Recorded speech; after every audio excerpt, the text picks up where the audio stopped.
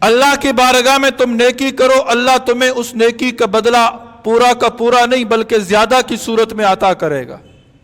اور اس زیادہ سے کیا مراد ہے؟ اللہ رب العزت کا جنت کے اندر اپنا دیدار کروانا، یہ ان نعمتوں کے بدلے میں زیادہ عطا کرنا ہے۔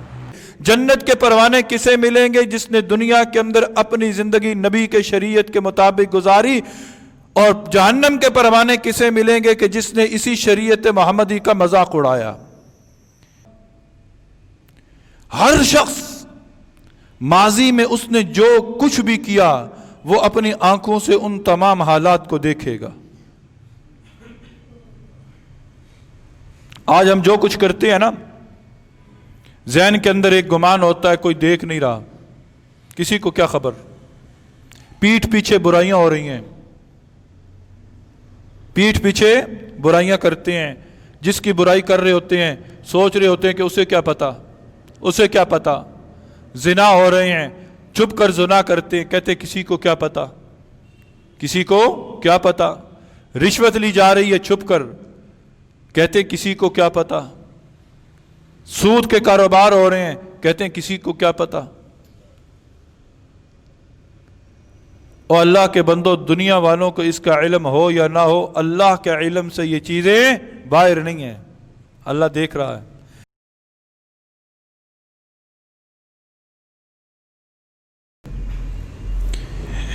وَيَوْمَ نَحْشُرُهُمْ جَمِيعًا ثُمَّ نَقُولُ لِلَّذِينَ أَشْرَكُوا مَكَانَكُمْ أَنْتُمْ وَشُرَكَاؤُكُمْ فَزَيَّلْنَا بَيْنَهُمْ وَقَالَ شُرَكَاؤُهُمْ مَا كُنْتُمْ إِيَّانَا تَعْبُدُونَ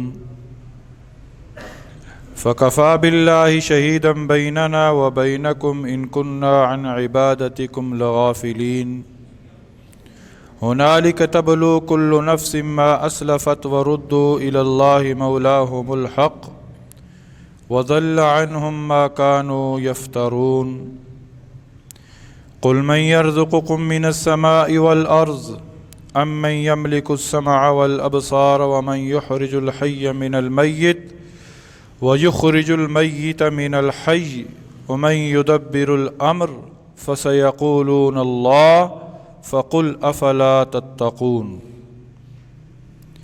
فَذَلِكُمُ اللَّهُ رَبُّكُمُ الْحَقُّ فَمَاذَا بَعْدَ الْحَقِّ إِلَّا الضَّلَالُ فَأَنَّى تُصْرَفُونَ كَذَلِكَ حَقَّتْ كَلِمَةُ رَبِّكَ عَلَى الَّذِينَ فَسَقُوا أَنَّهُمْ لَا يُؤْمِنُونَ صدق اللہ مولانا العظیم۔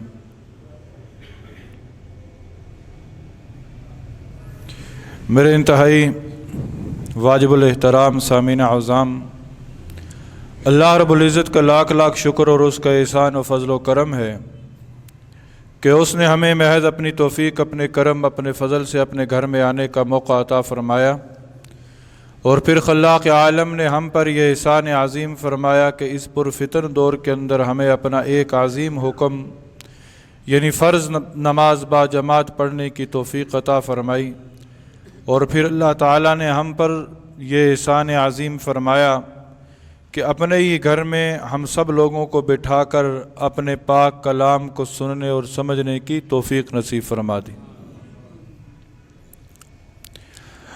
محترم سامعین گرامی قدر، جو وقت گزرتا جا رہا ہے ہم قیامت کے قریب تر ہوتے چلے جا رہے ہیں، فتنے روز بروز بڑھ رہے ہیں، کبھی کوئی فتنہ، کبھی کوئی فتنہ، کبھی کوئی فتنہ۔ یقین جانیے کہ موجودہ معاشرے کے اندر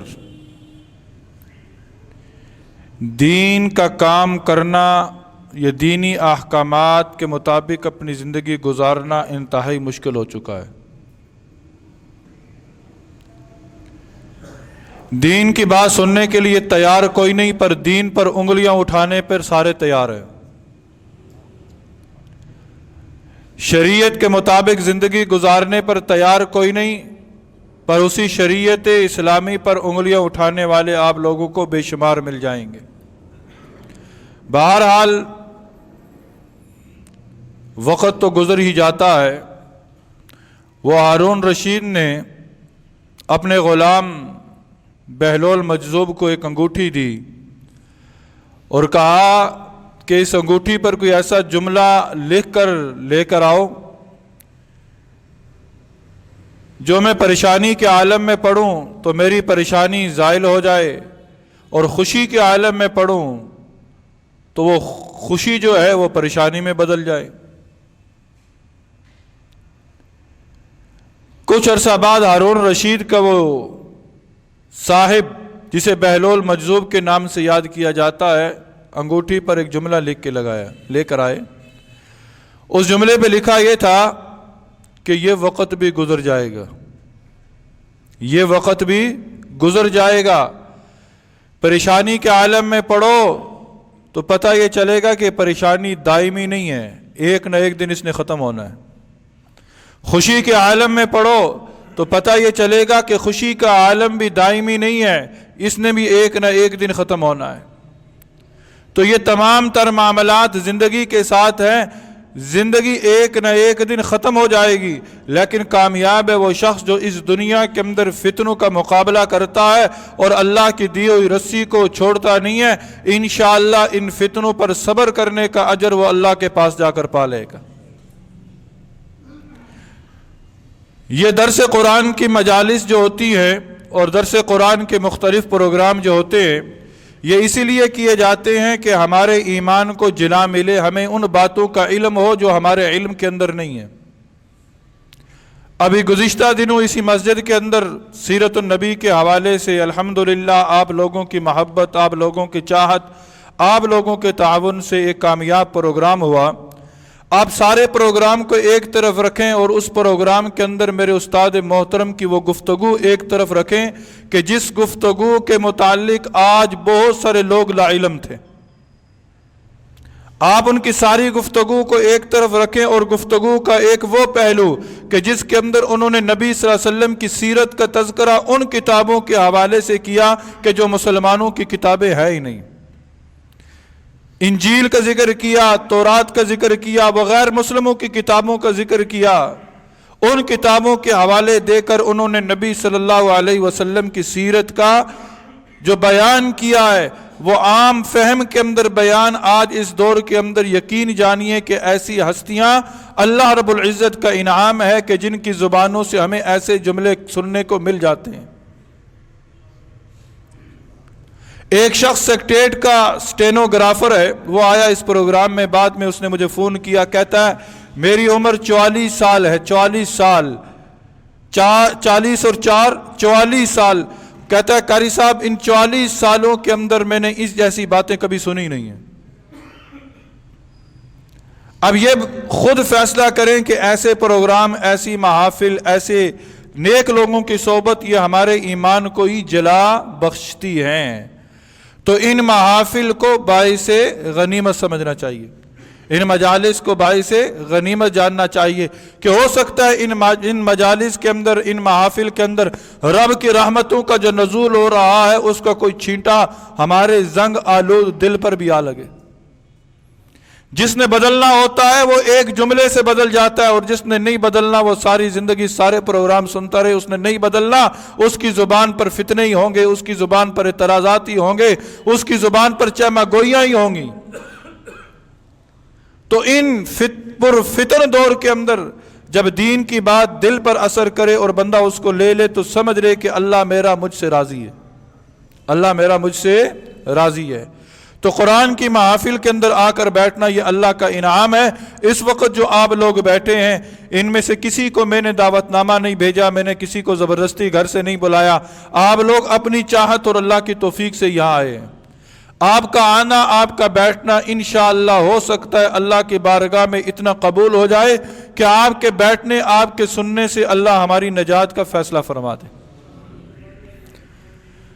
تو محترم سامعین گرامی قدر، سورہ یونس آپ حضرات سماعت فرما رہے ہیں۔ گزشتہ درس کے اندر جو مضمون آپ حضرات نے سماعت فرمایا وہ انتہائی اختصار کے اندر میں دوبارہ عرض کر دوں کہ دنیا کی زندگی کو رب تعالیٰ نے اس پانی سے تشبیہ دی جو آسمان سے پانی نازل ہوتا ہے، زمین میں ہریالی آتی ہے، وہ بنجر زمین کے جس پر پانی برستا ہے وہ پانی آ کر اس بنجر زمین کو ہریالی کی صورت میں تبدیل کر دیتا ہے، سبزے کی صورت میں تبدیل کر دیتا ہے۔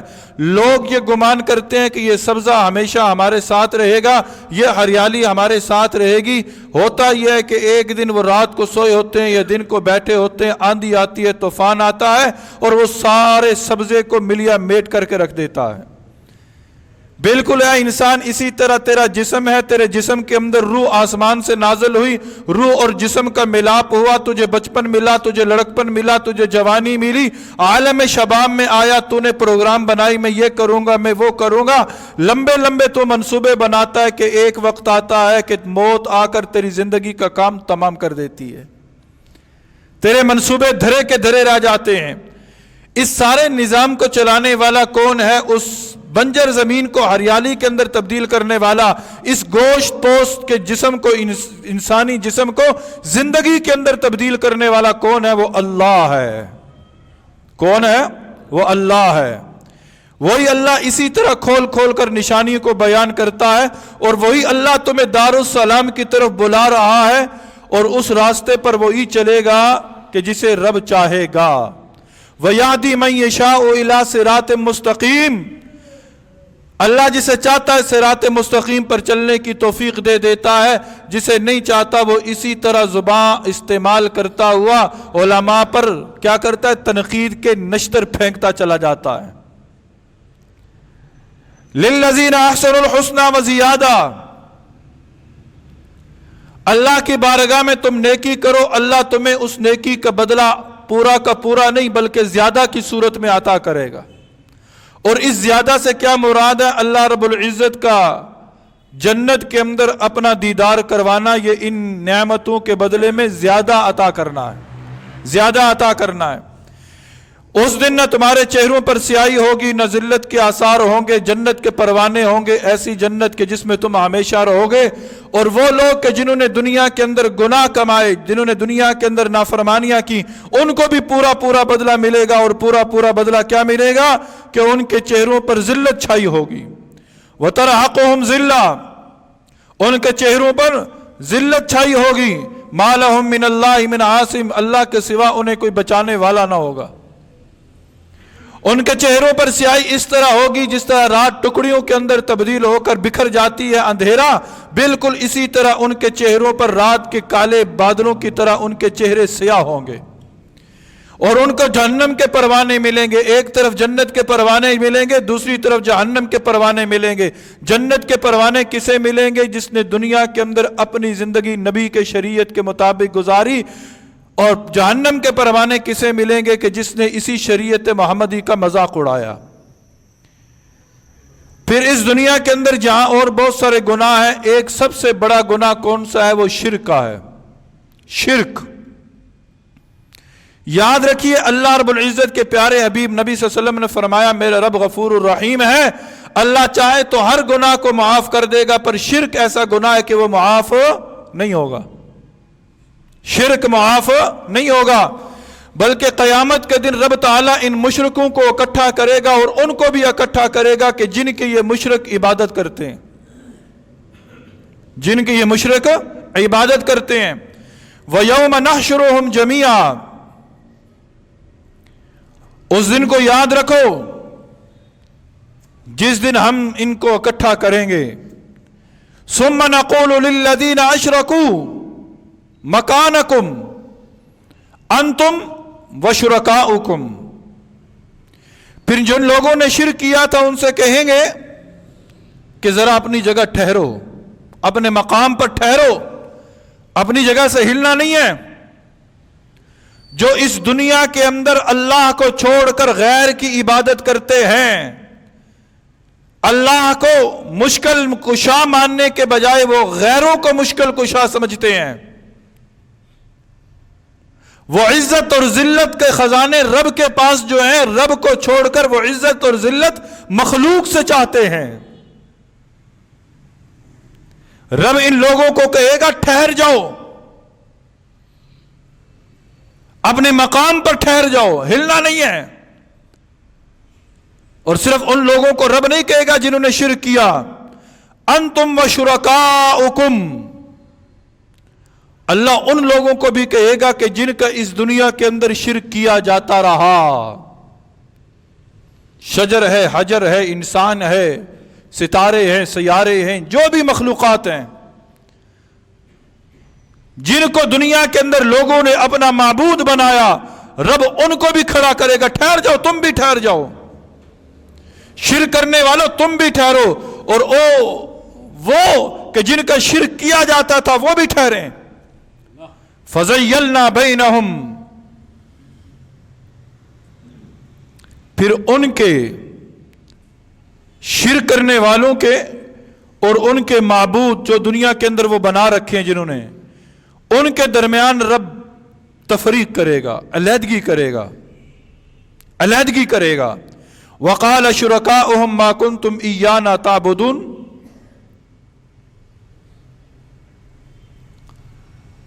پھر اس وقت وہ ہستیاں کہ جنہیں دنیا کے اندر ہم نے معبود بنا رکھا ہے نا، وہ بزبان حال کہیں گی کہ اے لوگو، تم ہماری عبادت تو نہیں کرتے تھے، تم ہماری عبادت تو نہیں کرتے تھے، در حقیقت تم شیطان کی عبادت کرتے تھے،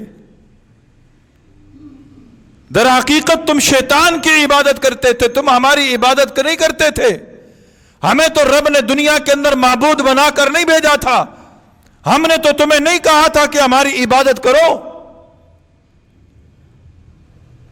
وہ سورہ مائدہ کے اندر آپ حضرات آخری رکوع میں سماعت فرما چکے ہیں کہ اللہ تعالیٰ حضرت عیسیٰ علیہ السلام سے پوچھے گا، تو نے کہا تھا اپنے قوم کو کہ مجھے اور میری ماں کو معبود بنا لینا؟ تو حضرت عیسیٰ علیہ السلام جواب دیں گے کہ سبحانک اے اللہ، میری ذات تو پاک ہے، اے اللہ تو پاک ہے، تو جانتا ہے کہ میں نے انہیں نہیں کہا تھا، میں نے انہیں نہیں کہا تھا۔ آج دنیا کے اندر جن سے ہم مدد طلب کرتے ہیں نا، کل قیامت کے دن یہ کہیں گے کہ ہم نے تمہیں تو نہیں کہا تھا دنیا کے اندر تم ہماری عبادت کرو، پھر کیوں کرتے تھے ہماری عبادت؟ اللہ تو جانتا ہے ہم نے نہیں کہا تھا۔ فَكَفَى بِاللَّهِ شَهِيدًا بَيْنَنَا وَبَيْنَكُمْ إِن كُنَّا عَنْ عِبَادَتِكُمْ لَغَافِلِينَ، ہمارے اور تمہارے درمیان ہمارا اللہ گواہ کافی ہے، اللہ گواہ ہے، اے اللہ تو گواہ ہے ہمارے اور ان لوگوں کے درمیان، ہمارے اور ان لوگوں کے درمیان اے اللہ تو گواہ ہے کہ ہم ان کی عبادت سے بالکل جو تھے بے خبر تھے، ہم ان کی عبادت سے بالکل بے خبر تھے۔ آج سجدے کر رہے ہیں قبروں پر، آج چڑھاوے چڑھا رہے ہیں قبروں پر، آج غیر اللہ سے مدد طلب کی جا رہی ہے، حالانکہ ان قبروں کے اندر لیٹنے والے بزرگوں نے نہیں کہا تھا کہ ہمارے مرنے کے بعد ہماری قبروں کو عبادت گاہ بنا لینا، کسی نے نہیں کہا تھا۔ یا ہم علمی کی بنیاد پر یہ کام کرتے ہیں، لیکن کل انہی قبروں سے اٹھنے والے ہمارے دعوے کی تصدیق کے بجائے ہمارے دعوے کو رد کریں گے، کہیں گے کہ اللہ ہمیں تو خبر ہی نہیں تھی کہ یہ ہماری عبادت کر رہے ہیں، ہم نے تو انہیں کہا ہی نہیں تھا۔ هُنَالِكَ تَبْلُو كُلُّ نَفْسٍ مَا أَسْلَفَتْ وَرُدُّوا إِلَى اللَّهِ مَوْلَاهُمُ الْحَقِّ، پھر اس دن جو ہے نا، ہر شخص ماضی میں اس نے جو کچھ کیا، هُنَالِكَ تَبْلُو كُلُّ نَفْسٍ مَا أَسْلَفَتْ، ہر شخص ماضی میں اس نے جو کچھ بھی کیا وہ اپنی آنکھوں سے ان تمام حالات کو دیکھے گا۔ آج ہم جو کچھ کرتے ہیں نا، ذہن کے اندر ایک گمان ہوتا ہے کوئی دیکھ نہیں رہا، کسی کو کیا خبر، پیٹھ پیچھے برائیاں ہو رہی ہیں، پیٹھ پیچھے برائیاں کرتے ہیں، جس کی برائی کر رہے ہوتے ہیں سوچ رہے ہوتے ہیں کہ اسے کیا پتا، اسے کیا پتا، زنا ہو رہے ہیں چھپ کر زنا کرتے ہیں، کہتے کسی کو کیا پتا، کسی کو کیا پتا، رشوت لی جا رہی ہے چھپ کر، کہتے کسی کو کیا پتا، سود کے کاروبار ہو رہے ہیں، کہتے ہیں کسی کو کیا پتا۔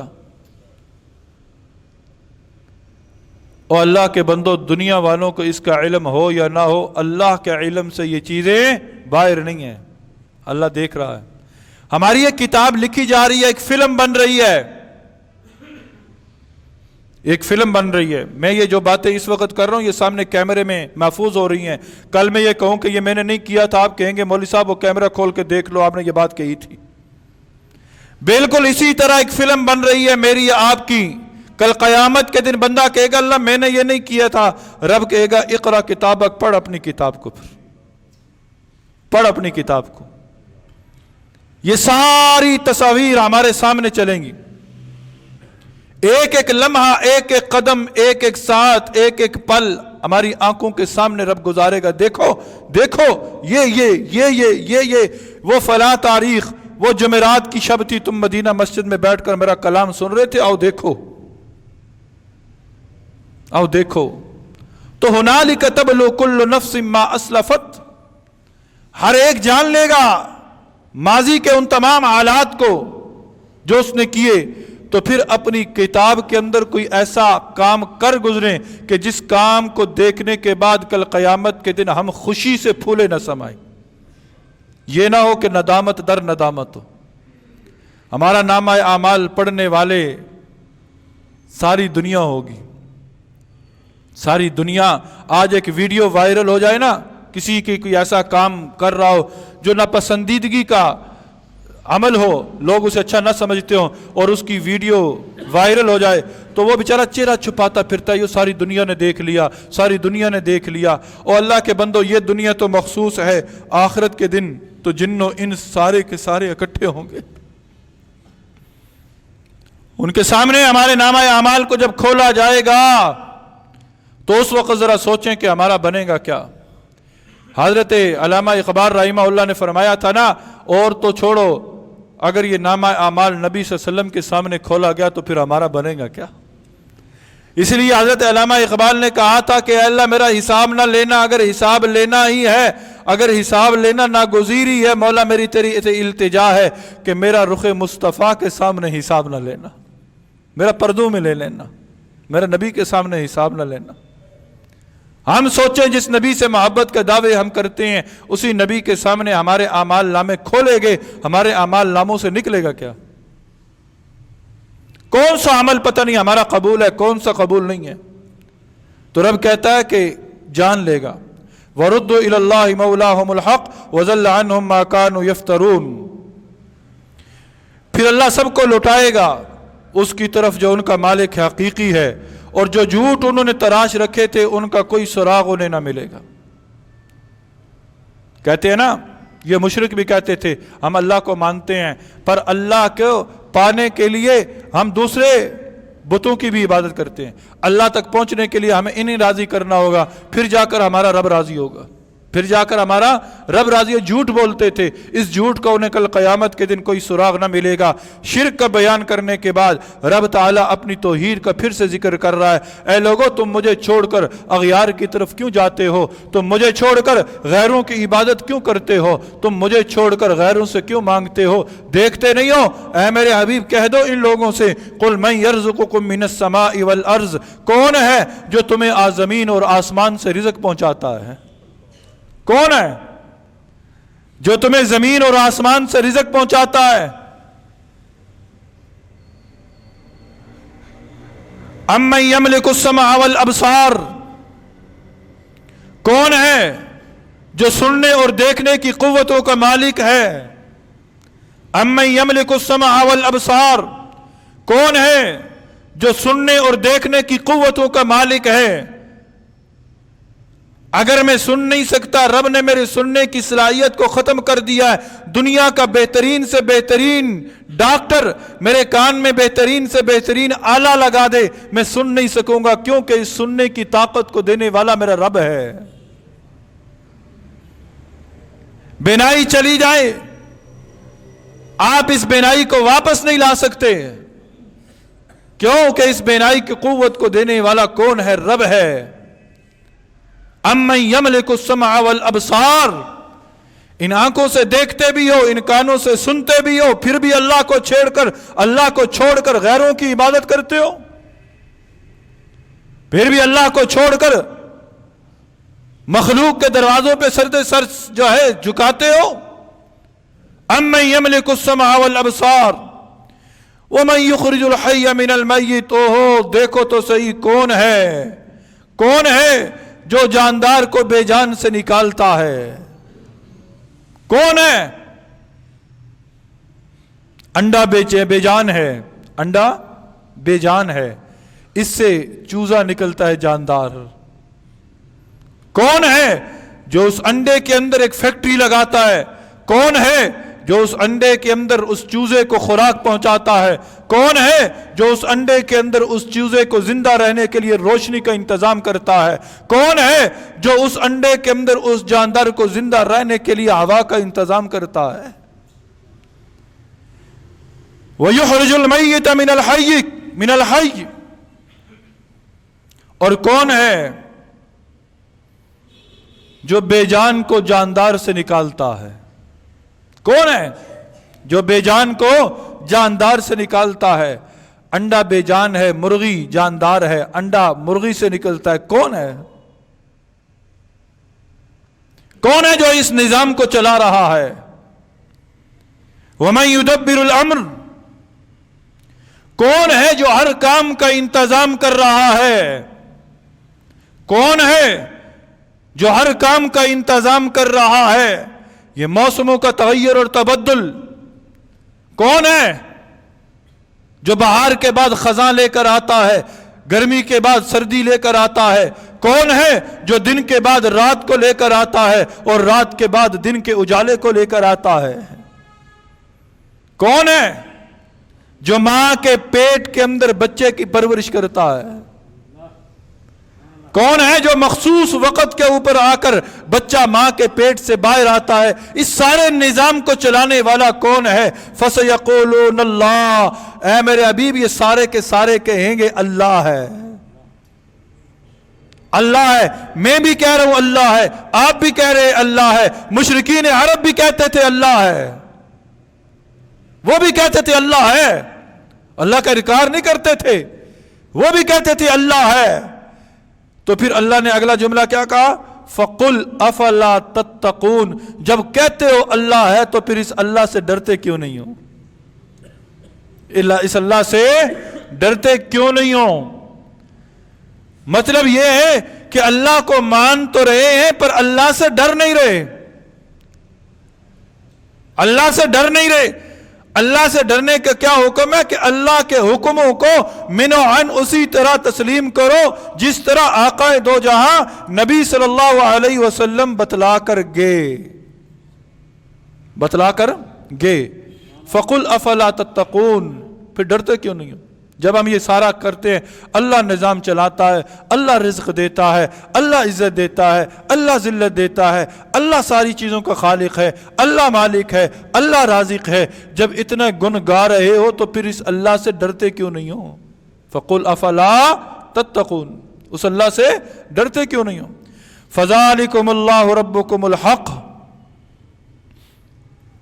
لوگوں وہی اللہ ہے جو تمہارا مالک برحق ہے۔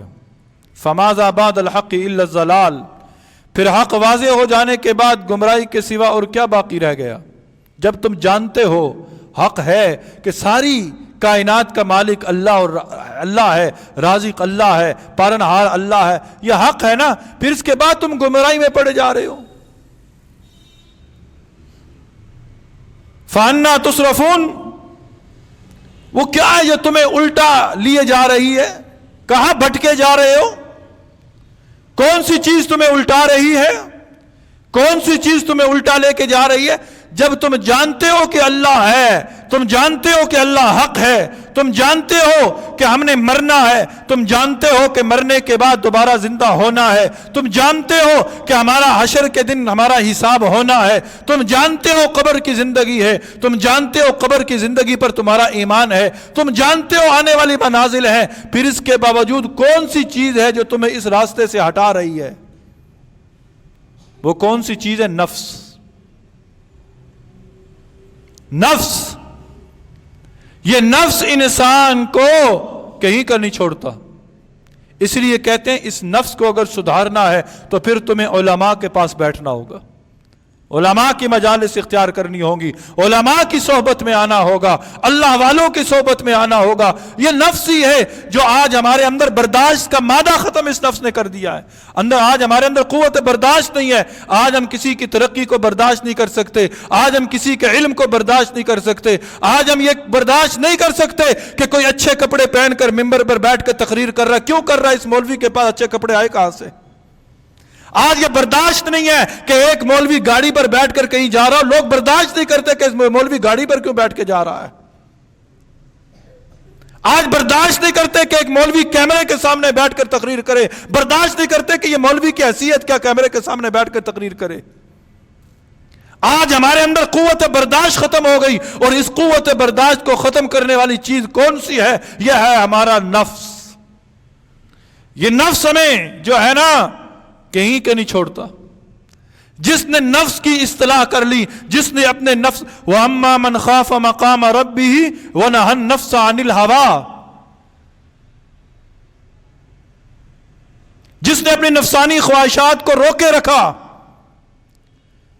نفس قابو آ گیا، اللہ کا خوف دل میں آئے گا، اللہ کا خوف دل میں آئے گا، اللہ نے اس شخص کو جنت، ایک جنت کا نہیں، اس شخص کے لیے رب نے 2 جنتوں کا وعدہ کر رکھا ہے، 2 جنتیں ملیں گی۔ وَلِمَنْ خَافَ مَقَامَ رَبِّهِ جَنَّتَانِ،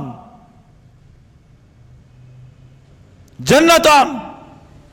تو یہ چیزیں جب تم جانتے ہو سارا کچھ ہے، حق ہے، پھر یہ تمہیں کہاں الٹے قدم جا رہے ہو؟ کدھر جا رہے ہو؟ فَأَنَّىٰ تُصْرَفُونَ، کہاں بٹ کے جا رہے ہو؟ كَذَلِكَ حَقَّتْ كَلِمَةُ رَبِّكَ عَلَى الَّذِينَ فَسَقُوا أَنَّهُمْ لَا يُؤْمِنُونَ۔ بات دراصل یہ ہے کہ اسی طرح ان لوگوں نے نافرمانی کو اپنا شیوا بنا لیا ہے، نافرمانی کو اپنا شیوا بنا لیا ہے۔ ان کے بارے میں اللہ کی بات سچی ہو گئی کہ وہ ایمان نہیں لائیں گے، وہ ایمان نہیں لائیں گے۔ نافرمانی کرنے کو انہوں نے اپنا شیوا بنا لیا ہے۔ جب تک وہ گناہ نہ کریں انہیں سکون نہیں آتا، جب تک وہ 1-2 کے خلاف غیبت نہ کر دیں انہیں رات کو سکون کی نیند نہیں آتی، جب تک وہ کسی پر بہتان نہ باندھ دیں انہیں رات کا کھانا ہضم نہیں ہوتا، اور جب تک وہ کسی پر انگلی نہ اٹھا لیں ان کہتے ہیں ہمیں سکون نہیں آ رہا، ہمیں سکون نہیں آ رہا۔ جو اللہ والے ہو نا انہیں دنیا کی کیا پرواہ کہ کیا ہو رہا ہے، انہیں کیا پرواہ کہ کیا ہو رہا ہے۔ ابراہیم بن ادم بہت بڑے بزرگ گزرے ہیں نا، بڑے اللہ والے، وقت کے بادشاہ تھے، یہ وقت کے بادشاہ تھے۔ اللہ کا کرنا ایسا ہوا کہ انہوں نے بادشاہت کو ٹھوکر مار دی، جنگلوں کے اندر چلے گئے۔ پیچھے وزراء سارے پریشان ہیں کہ بادشاہ سلامت چلے گئے۔ اس وقت یہ جمہوریت نہیں تھی، بادشاہت چلتی تھی۔ یہ نہیں کہ ووٹ دھاندلی ہو گئی یا وہ ووٹ اس نے نہیں دیے، دوبارہ الیکشن کروا دو، نیا بادشاہ لے آؤ، نہیں۔ دیندار بادشاہ ہوا کرتے تھے۔ ابراہیم بن ادم سلطنت چھوڑ کر جنگل کے اندر چلے گئے، وزراء پریشان ہوئے کہ ان کے بغیر تو نظام سلطنت کو چلانا مشکل ہو رہا ہے۔ ابراہیم بن ادم کے پاس وہ وزیر گیا، اور وزیر جا کر کہتا ہے کہ حضرت دوبارہ آ جائیے، ہم جو ہے نا امور سلطنت آپ کے سپرد کرتے ہیں، آپ کے بغیر نظام چلنا مشکل ہو رہا ہے، امور سلطنت کو سنبھالنا مشکل ہو رہا ہے۔ ابراہیم بن ادم کہتے ہیں اے وزیر میری 2 فکروں کو دور کر دے، میں امور سلطنت سنبھال لوں گا۔ کہتا حضرت ہم آپ کے ہر حکم کو پورا کریں گے، ہم خادم آپ کے، آپ جو کہیں ہم کریں گے۔ کہتا میرے سوال کا جواب دے دے، مجھے یہ بتا دے، مجھے تسلی دے دے کہ قرآن مجید کی ایک آیت ہے کہ فریق فی الجنت و فریق فی السعیر، قیامت برپا ہوگی، 2 گروہ بنیں گے، ایک گروہ جنت میں جائے گا، دوسرا گروہ جہنم میں جائے گا۔ مجھے یہ بتا دے کہ ابراہیم بن ادم کا نام کس گروہ میں ہوگا، میں امور سلطنت سنبھال لوں گا۔ مجھے بتا دے کہ میرا شمار کس گروہ میں ہوگا۔ دنیا کے اندر زندگی گزارنے والے انہیں تو اپنی پڑی ہوتی ہے، وہ تو اپنے من میں ڈوب کر پاجا سراغ زندگی، میرا نہیں بنتا نہ بن، اپنا تو بن۔ عمل سے زندگی بنتی ہے، جنت بھی جہنم بھی، یہ خاکی اپنی فطرت میں نہ نوری ہے نہ ناری۔ عمل کا تعلق دل کے ساتھ، دل تب بنتا ہے جب اس دل کے اندر خوف خدا آتا ہے۔ جب اس دل کے اندر خوف خدا آ جائے نا، پھر इंसान इधर उधर की नहीं देखता। अल्लाह से मोहब्बत हो, अल्लाह के दीन से मोहब्बत हो। वो मजनू भी किसी के सामने से गुजरा था, नमाज पढ़ रहा था ना कोई, वो मजनू सामने से गुजरा, नमाज पढ़ने वाले ने नमाज तोड़कर कहा कि तू मेरे सामने से क्यों गुजरा, तुझे पता नहीं मैं नमाज पढ़ रहा था, मेरी नमाज तूने खराब की। मजनू ने जवाब क्या दिया, कहा कि तू अपनी नमाज दोबारा पढ़, तेरी नमाज हुई नहीं। वो नमाज पढ़ने वाला कहता क्यों दोबारा पढ़ूं, कहा कि मुझे लैला से मोहब्बत है, मैं उसकी मोहब्बत में इस तरह चल रहा हूं, मुझे नहीं पता कि कोई नमाज पढ़ रहा है या नहीं पढ़ रहा। तू रब से कैसी मोहब्बत कर रहा है कि तुझे पता है कि मेरे सामने से मजनू गुजर रहा है। तेरी नमाज कैसी है, तेरी नमाज कैसी है। आज हमारी नजरें लोगों पर होती हैं, उनके किरदार पर होती हैं, गिरफ्तार पर होती हैं। इसीलिए बादशाह शाह जफर ने कहा था, न थी हाल की जब हमें अपने खबर, रहे देखते लोगों के ऐबो हुनर। न थी हाल की जब हमें अपने खबर, रहे देखते लोगों के ऐबो हुनर। पड़ी जब अपनी बुराइयों पे नजर तो जहां में कोई बुरा ना रहा।